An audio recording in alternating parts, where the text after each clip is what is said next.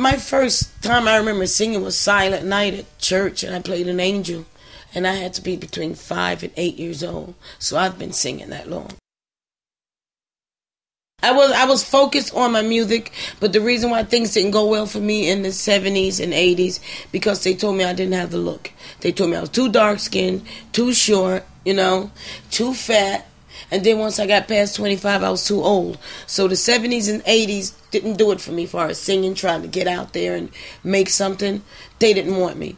So that's when I just did more church, and I just did 9 to 5 jobs working. I got a job like at Rikers Island. I was a prison guard. I worked for Wells Fargo Armed Security. So I just went and did jobs, management, in office buildings. But on the side, I still did wedding bands and, some weekends, a little job here, a little job there. So I'm 51 now. So the last 12 years I've been doing the soul and the R&B with the Dap Kings. I think maybe that sort of had an influence on of my musical background, being in the South, being born in the 60s, being around when that time. So I grew up, 66, 10, 76, I was 20. So I was around, I grew up with that stuff. I think what we're doing, I had more than just James Brown influences, You had like the Stax, Motown, Otis, Booker T and MGs, Wilson Pickett, Aretha Franklin, So I had all of that coming up.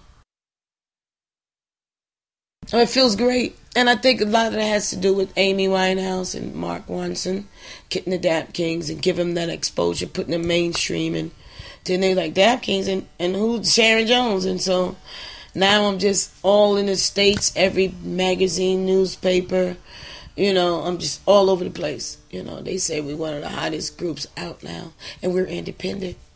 And I just got some little news over here yesterday. Someone from France, from Euro, what they call the radio station called Euro 2 or something like that, mainstream, asked her why she wouldn't play my song. She said she don't want to play my song on that mainstream station because my music is too black. That's so stupid. That's the stupidest thing I ever heard in my life. And I heard she's supposed to be a Sharon Jones and Dap Kings fan. She buy our albums, but she won't play it on her radio station, mainstream. It's too black. I don't understand that. She'd rather play something on where these guys be all talking about the butts and the behinds and the whipping this. And my stuff is like, how do I let a good man down? 100 days, 100 nights, no man on. Simple stuff. And she says, too black. What does she want me to do? I am black. What she expect from me? Well, Amy's just 20-something years old. And Amy went to that sound because of me and the Dap Kings. She was inspired by our songs. And I guess she wanted that sound, and Mark, they came out and got the Dap Kings to do it for her. Yeah, so I inspired her. Yeah. Make you feel proud? Yeah. Because people's trying to say, how do I feel taking the back seat to Amy and all this? She's the one brought funk me. I'm like, no. Let them talk and say, I'm grateful because Amy's young and they had her already MTV, all had her plastered all over the place everywhere. And by now, you mention her name, you mention my name. So I'm glad she was inspired by me, and I'm glad I inspired her to do that. Because she's the new young 20-something-year-old coming up doing some soul, what they call it. And the people listening to it, And if you need her to get to a different mainstream of people to hear this kind of music that we're doing, then that's good too. As long as she keep doing a good job. She have a great voice. I think I just wish her health back and get herself back together. But I think either the fame came at her too fast, or maybe she wasn't ready for it. You take some of these 20-year-olds and you hit them out there real fast like that. Maybe they don't know what they're doing.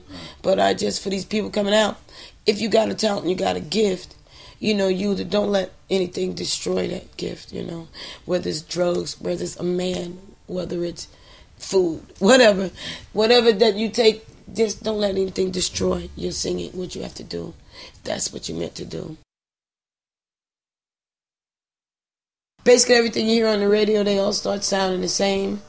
But I think I told someone, and it sounded weird, but I think as far as the young singers out here, I think as far as attitude, and if I had to do something or duet or wanted to do something, one of these little young hip-hoppers, it would be like Justin Timberlake.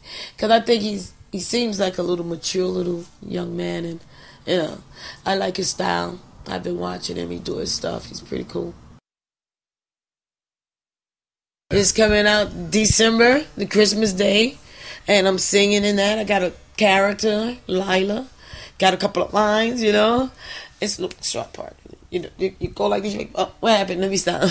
But it's good, and it's great, and Denzel directing it, and he's starring in it. Got Forrest Whitaker, Harpo production. So Oprah even got her hand in it. Who knows? Maybe Oprah might want to get the cast on her TV show. You know, you never know. Okay, and then but you'll sing a song. I'll sing one of the songs from the movie. You know.